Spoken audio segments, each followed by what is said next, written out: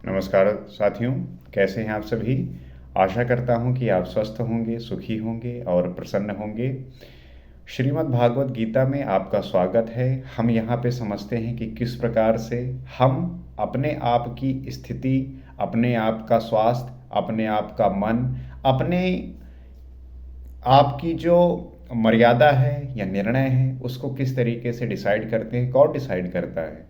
हम ऐसी कौन सी भूल कर देते हैं, हम ऐसा क्या गलत कर देते हैं जिसकी वजह से हमें अपने कर्मों का परिणाम भोगना पड़ता है, या हम जिस स्थिति में हैं उसका जिम्मेवार कौन है। तो इस बात पे जब शंका उत्पन्न होती है तब हम इस बात पे आते हैं और जानने का प्रयास करते हैं कि अगर इसका हमें सही समय पर सही ज्ञान मिला होता तो शायद जो आज स्थिति है ये नहीं होती। तो इन्हीं बातों को हम गीता के माध्यम से, यथार्थ गीता के माध्यम से समझ सकते हैं, जान सकते हैं, क्योंकि बोध ही आपकी अज्ञानता को नष्ट करता है और आपको सही दिशा में ले जाके उस प्रकाश की ओर ले जाता है जहाँ पे आप अपने आप को सुखी और आनंदित पाते हैं। तो आइए सीखते हैं और जानने का प्रयास करते हैं। सघोषो धार्ता राष्ट्राणां हृदयानि व्यादारयत नभश्चैव पृथ्वीं चैव तुमलो व्यनुनादयन। उस घोर शब्द ने आकाश और पृथ्वी को भी शब्दाय मान करते हुए धृतराष्ट्र पुरुषों के हृदय विदीर्ण कर दिए। सेना तो पांडवों की ओर भी थी, किंतु हृदय विदीर्ण हुए धृतराष्ट्र पुत्रों के। तो जब शंख का शंखनाद हुआ तो उसके प्रभाव से जो सबसे ज़्यादा जिनके हृदय विदीर्ण हुए वो हुए धृतराष्ट्र पुत्रों के। क्यों? क्योंकि जिसका मन ही दूषित हो तो वो तो फिर डरेगा ही, क्योंकि जहाँ पे इस प्रकार के शंखनाद हुए हों और उनकी ध्वनि उनको डराए, उनके मन को बेचैन करे, तो उनका जो है हृदय विचलित होगा। वस्तुतः पांचजन्य, दैवी शक्ति पर आधिपत्य, अनंत पर विजय, अशुभ का समन और शुभ की घोषणा धारावाही होने लगे तो कुरुक्षेत्र आसुरी संपद, बहिर्मुखी प्रवृत्तियों का हृदय विदीर्ण हो जाएगा। जाहिर सी बात है कि जहाँ पे पंचजन संघ, दैवी शक्ति पर आधिपत्य हो ऐसा, अनंत पर विजय हो ऐसा, अशुभ का शमन करने वाला हो ऐसा संघ, शुभ की घोषणा धारावाही होना लगे तो कुरुक्षेत्र जो है, या जो आसुरी संपद है, या जो बहिर्मुखी प्रवृत्तियों का हृदय है, वो विदीर्ण तो होगा ही। जाहिर सी बात है। उनका बल शनै शनै क्षीण होने लगता है। सर्वथा सफलता मिलने पर मोहमयी प्रवृत्तियां सर्वथा शांत हो जाती हैं। तो धीरे धीरे जो है, जब आपके अंदर सकारात्मक ऊर्जा का प्रचार होता है, जब आप अच्छे गुणों से, जब आपके अंदर अच्छे गुण आने प्रारंभ होते हैं तो जो अवगुण है वो स्वतः ही डिलीट होते जाते हैं, आपके जीवन से वो सदा ही हटने लगते हैं। तो सर्वथा सफलता मिलने पर मोहमयी प्रवृत्तियां सर्वथा शांत हो जाती हैं। तो इस प्रकार से जब आप निरंतर प्रयास करते हैं, जैसे हम आप निरंतर जो है बातें करते हैं, संवाद करते हैं, सीखते हैं, और अगर इसको निरंतर अगर अपने एक्शन में एग्जीक्यूट करेंगे तब हम पाएंगे कि जो मोहमयी वृत्तियां हैं वो सर्वथा शांत हो जाएंगी, नष्ट हो जाएंगी। तो इस तरीके से हम ये पाते हैं और ये समझते हैं कि कहाँ पे हमारी गलती होती है और कहाँ पे हम किस तरीके से इसको ठीक कर पाते हैं। तो अत व्यवस्थितान दृष्टवा धार्त राष्ट्रन कपिध्वज प्रवृत्ते शस्त्र संपाते धनुर्धम्य पांडवा ऋषिकेशम तदा वाक्यम इद माम महीपते सेनयोर्भयोर्मध्ये रथम स्थापय अच्युत। संयम रूपी संजय ने अज्ञान से आवृत मन को समझाया कि हे राजन, ये हमने पहले भी जिक्र किया कि जो संयम रूपी व्यक्ति है वही संजय है, और जो अज्ञान से आवृत मन है वो है धृतराष्ट्र। तो उनको जो है कह रहे हैं, हे राजन, इसके उपरांत कपिध्वज अर्थात वैराग्य रूपी हनुमान, वैराग्य ही ध्वज है, जिसका ध्वज राष्ट्र का प्रतीक माना जाता है। कुछ लोग कहते हैं ध्वजा चंचल थी इसलिए कपिध्वज कहा गया, किंतु नहीं, यहाँ कपि साधारण बंदर नहीं, स्वयं हनुमान थे जिन्होंने मान अपमान का हनन किया था। तो यहाँ पे जो कपिध्वज हैं अर्थात वैराग रूपी हनुमान, वैराग्य रूपी, कहते हैं ध्यानी होना चाहिए तो वो हनुमान जैसा, कि जिसका संपूर्ण समर्पण वो राम के प्रति है। और वैराग्य ही ध्वज है, जिसका मतलब है कि जो ध्वज होता है वो राष्ट्र के प्रतीक के लिए माना जाता है। लेकिन जो कुछ लोग हैं वो ध्वजा चंचल थी इसलिए कपिध्वज कहा गया, किंतु ऐसा नहीं है।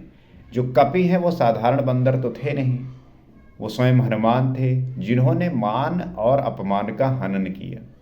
जो मान और अपमान का हनन कर दे वही है वही जो है कपिध्वज है, वही जो है हनुमान है। लेकिन आपको कोई एक गाली दे देता है तो आप ऐंठ जाते हैं। आपको लगता है कि हमसे बड़ा कऊ है ये नहीं ना, हम ही तो हैं राजा। अक्सर देखो आप, गली गली में लड़ाई हो रही है और आप स्टेटस और पूजा कर रहे हैं हनुमान जी की, और उनको जो है आप फॉलो नहीं कर रहे हैं। जिन हनुमान जी ने मान और सम्मान को पी लिया हो, जिनके लिए इसका कोई महत्व रह नहीं गया हो, इससे परे चले गए हों, आप उनकी पूजा करते हैं, आप उनको जो है अपना भगवान मानते हैं, अपने हृदय में बसाने की कोशिश करते हैं। सोशल मीडिया के दौर पे आप स्टेटस लगाते हैं, अलग अलग तरीके के प्रयोग करते हैं, परंतु आपका जो उनके जो गुण हैं वो ग्रहण नहीं करना चाहते आप। तो कर क्या रहे हैं आप? मैं इसी की बात कर रहा हूं कि जो आप कर रहे हैं इस पर जरा सोच के तो देखिए। जो आप कर रहे हैं उससे आपका वाकई में मतलब क्या है, अर्थ क्या है? अगर आप हनुमान जी को मानते हैं तो आप उनके गुणों को अपनाइए। यहाँ पे देखो कहा गया है कि जिन्होंने मान और सम्मान का हनन कर दिया हो, मान और अपमान का। तो जो जिन्होंने मान और अपमान का हनन कर दिया हो वो हनुमान जी हैं। अब आपको जो है कोई एक प्रशंसा कर दे थोड़ी से तो आप ऐंठ के फूल जाते हैं, मतलब आप ही जो है पृथ्वी के राजा हैं। और आपको कोई गाली दे दे या कोई अपशब्द कह दे या कोई कुछ गलत बोल दे तो आप जो है मुरझा जाते हैं, आप गुस्सा हो जाते हैं, आप अहंकारित हो जाते हैं। तो ऐसे नहीं चलता, आपको सीखना होगा। और श्री रामचरितमानस में भी कहा तुलसीदास जी ने, सममान निरादर आदरही, मतलब प्रकृति की देखी सुनी वस्तुओं से, विषयों से राग का त्याग ही वैराग्य है। अर्थात प्रकृति में जो भी आप देख रहे हैं, सुन रहे हैं, उन वस्तुओं से, उन विषयों से राग का जो त्याग है वही वैराग्य है। वैराग्य यही है कि जो आप संसार में जी रहे हैं और हर एक विषय वस्तुओं के प्रति आप आकर्षित हैं, उनसे जो है आपका आकर्षण बहुत प्रभावी है। तो जब आप उनसे अलग होते हैं, जब आप उनसे हटते हैं, तब जो है आप पाते हैं कि आप जो है वैरागी हैं। अतः वैराग ही इसकी ध्वजा है। उस अर्जुन ने व्यवस्थित रूप से धृतराष्ट्र पुत्रों को खड़े देखकर शस्त्र चलने की तैयारी के समय धनुष उठाकर, ऋषिकेशम जो हृदय के सर्वज्ञाता हैं, ऋषिकेश का मतलब मैंने समझा दिया कि जो हृदय के सर्वज्ञाता हैं, उन योगेश्वर श्री कृष्ण से ये वचन कहा, हे अच्युत, जो कभी च्युत नहीं होता, मेरे रथ को दोनों सेनाओं के बीच खड़ा करिए। अर्जुन जो है अब कह रहे हैं ऋषिकेश से। ऋषिकेश कौन? अर्थात जो हृदय के सर्वज्ञाता हैं, उनसे कह रहे हैं कि मेरे रथ को जो है दोनों सेनाओं के बीच में खड़ा करिए। अब जो है ज्ञान का प्रवाह बहेगा। तो यहाँ सारथी को दिया गया आदेश नहीं, इष्ट सदगुरु से की गई प्रार्थना है।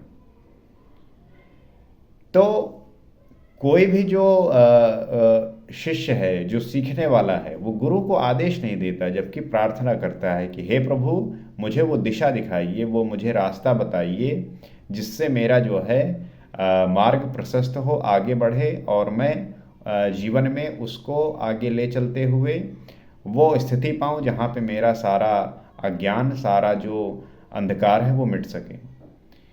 तो एक शिष्य जो है अपने गुरु से ये प्रार्थना कर रहा है, आदेश नहीं दे रहा है। उसी प्रकार अर्जुन जो है प्रार्थना कर रहे हैं भगवान कृष्ण से कि मेरे रथ को जो है दोनों सेनाओं के बीच में ले चलिए। पहले हुआ क्या कि दोनों सेनाएं जो है आपस में कुरुक्षेत्र में इकट्ठा हुई। कौरवों के लिए कुरुक्षेत्र और पांडवों के लिए धर्मक्षेत्र। तो दोनों जो है इकट्ठा हुई। एक तरफ जो है कौरवों की सेना है, एक तरफ पांडवों की सेना है। अब जो पांडवों के प्रमुख लड़ने वाले हैं वो अर्जुन हैं, क्योंकि वही जो है पूरे युद्ध को चलाने वाले हैं। तो उनके मन में कुछ शंकाएं हैं, कुछ ऐसा उन्हें महसूस हो रहा है, तो वो यही बात कह रहे हैं कि मेरे रथ को जो है आप दोनों सेनाओं के बीच में ले चलिए। तो इस बात को आप देखे होंगे, जानते होंगे, समझे होंगे। अब इससे आगे की जो कहानी है उसे हम अगले एपिसोड में समझेंगे, और कैसे ये आरंभ होता है, कैसे ये गीता का आरंभ होता है, इसे हम समझेंगे।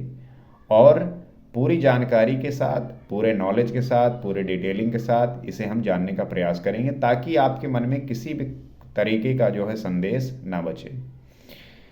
इसी उम्मीद के साथ कि आप बात समझे होंगे और इसको अपने जीवन में धारण करेंगे, और धारण करेंगे तो इसका फल जो है आपको अवश्य मिलेगा। आपके जीवन में परिवर्तन, एक अच्छा जीवन, और आपके कार्य में, व्यवहार में इसका जो है परिणाम देखने को अवश्य मिलेगा। अगले एपिसोड में आपसे फिर मिलते हैं। नमस्कार।